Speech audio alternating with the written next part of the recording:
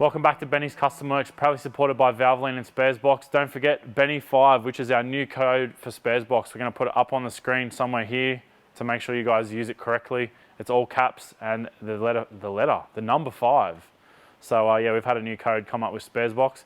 But that's enough of that sort of chat. Today we're doing a bit of a tour of the shop. I've noticed actually some comments recently in one particular video. A lot of people seem to think that this area here is my home garage, so that's actually not the case. BCW is inside a approximately 220 square meter factory.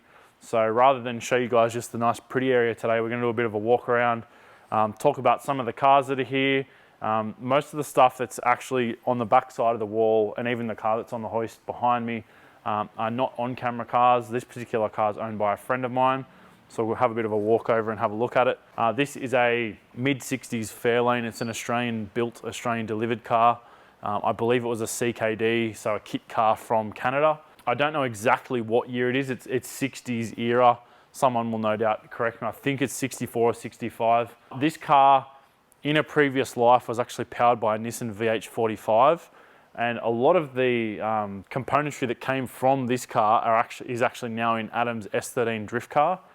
So the supercharger, the inlet manifold, a lot of the belt drive, the Haltech and the wiring harness, which Dave actually put in this car about 7 years ago, all of that migrated over into Adam's car. So yeah, this car has actually now been completely repowered. Well, it's in the middle of a repower, I should say. So it's actually got a big block Ford engine in it now. It's over 500 cubes. This thing should make 1100 horsepower on nitrous, so be a pretty rowdy thing when it's finished. The owner of this is aiming to have it ready for Summer Nats 2023, so we'll see how that goes. But yeah, it's still a work in progress, this one. I'm not doing a lot on it, just doing a few little housekeeping things. The owner is actually a mechanic himself. So yeah, he's also been working on the car as well, so he'll be down here tomorrow to have a bit of a tinker with it. But yeah, this is the workspace. You guys are all pretty familiar with that. It's fairly clean today. But yeah, we're going to keep on the tour. Let's go out the door that we never go out. I wonder how many people think this is the outside of the shed. Surely enough people have seen this door before. Oh, hi, how did you get here? So this is the other side of the wall. We're in Narnia now. So yeah, this is the ugly side of the shop. This is, I mean, it's organised chaos back here. So we've got a lot of our stocks on the back wall here. We've got all of our Valvoline product, all of our Septone, all our Rain-X. Got a heap of Racework stuff down the back. And this is where a lot of stuff just gets stored. So a lot of our equipment, stuff that we don't use a lot of, our like engine stands, engine jack or engine crane, all that sort of stuff lives back here because we don't use it a lot and it would just get too messy out there. Got our 2J here that we haven't really touched. It's been harvested and we're still waiting on our project car to actually get here. So yeah, hopefully in the next few weeks that'll get back. Got the original Lexus 6 litre there that we killed at Summer Nats. And behind us, I've got this XH Falcon Ute, which is also owned by another friend, Benny, who owns the Mustang, also owns this XH.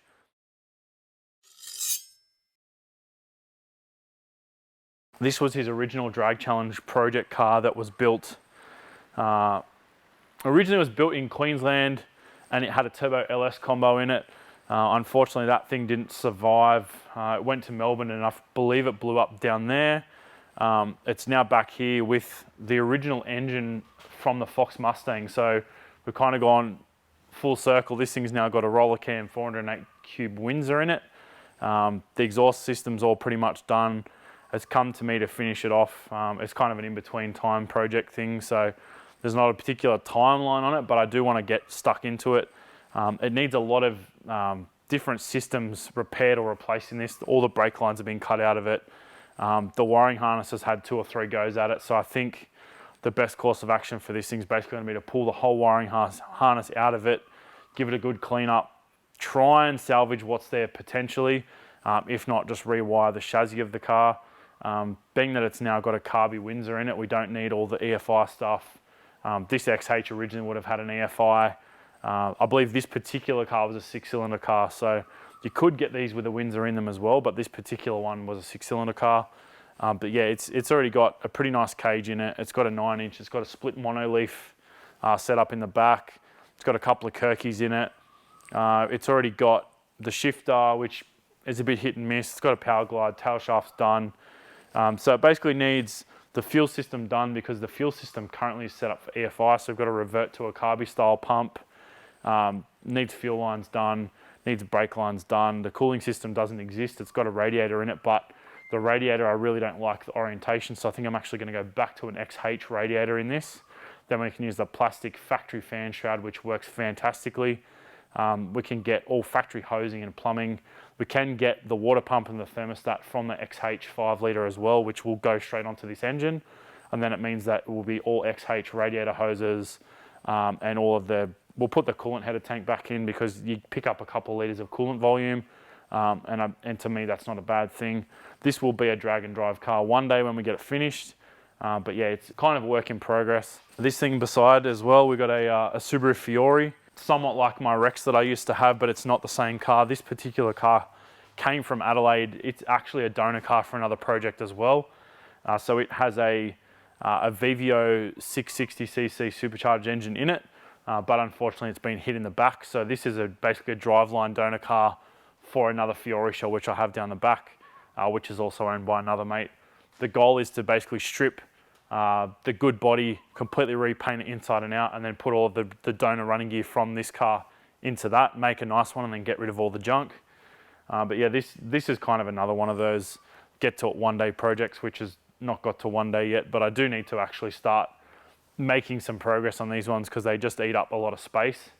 And this one runs, but this one obviously doesn't run and drive, so it's hard having a lot of sort of non-running cars in the shop. Kind of got to play a bit of shuffling, and this one's actually on GoJack, so it's fairly easy to move around by myself.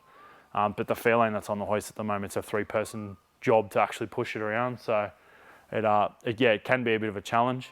And over here we've actually got a new purchase, fresh to the BCW shop. We've now got a lathe. This was actually a bankruptcy sale, I guess you could say.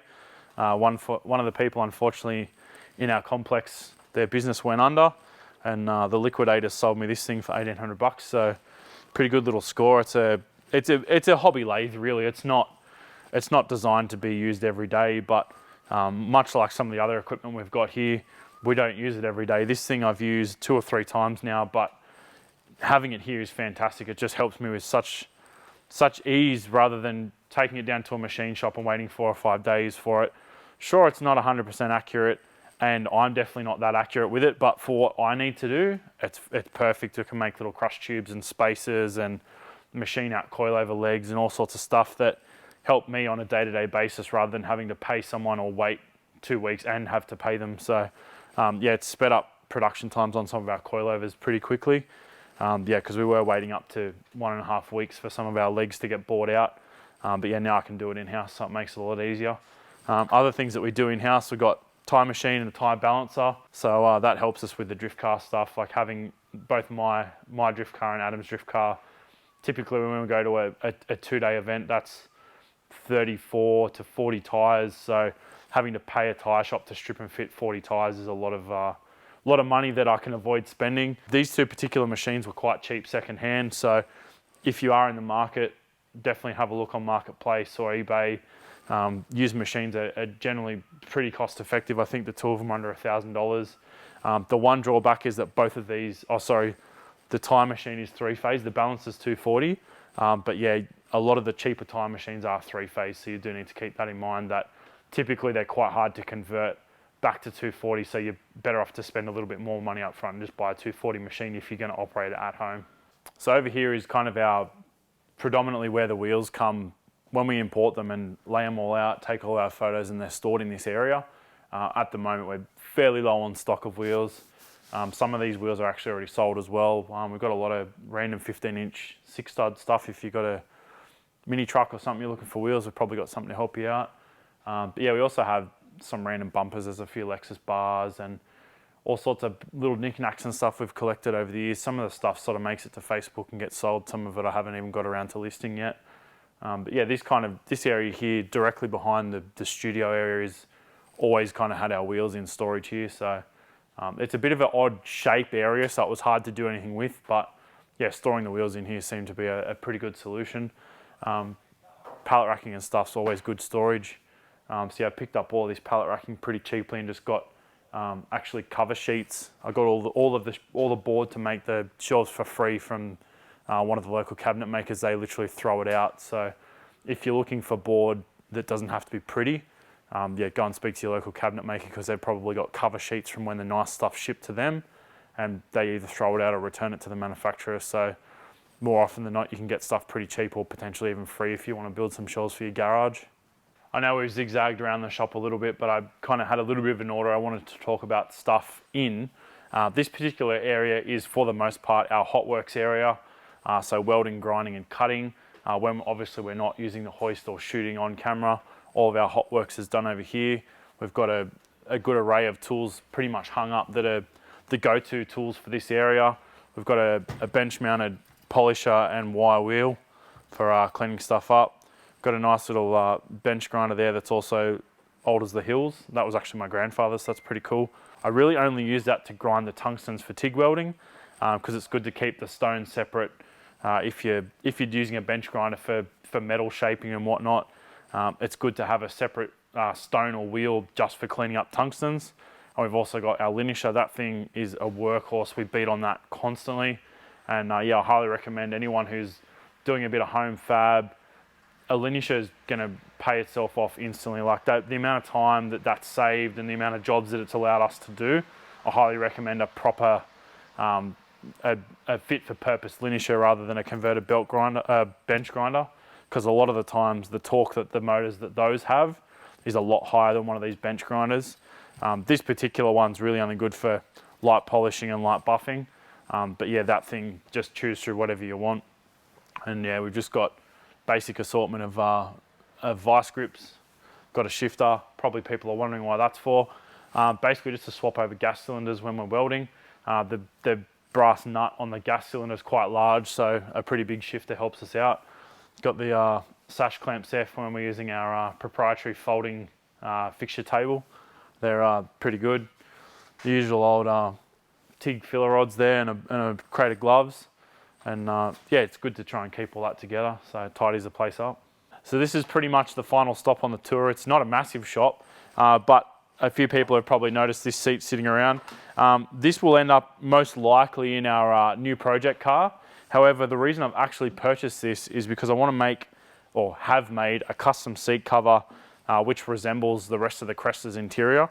This is exactly the same seat that's actually in the Cresta, but being that it's halfway around the world, it's hard to get our local trimmer to be able to sort out something for a car that she can't measure. So yeah, I bought this seat pretty recently actually, picked this up from Tuner's Edge. They had one in stock. And then I've also got the factory Kirky cover. So this is the cover that they pretty much all come with. And this is exactly the same cover as what's in the Cresta. Obviously, the Cresta interior is red and this is black. So I'm not super keen to actually use this unless I have to. I'd prefer to have something that color matches. Unfortunately, Kirky don't do a burgundy that matches the Toyota color fabric. So the plan is basically to remake something in this style, in this shape, out of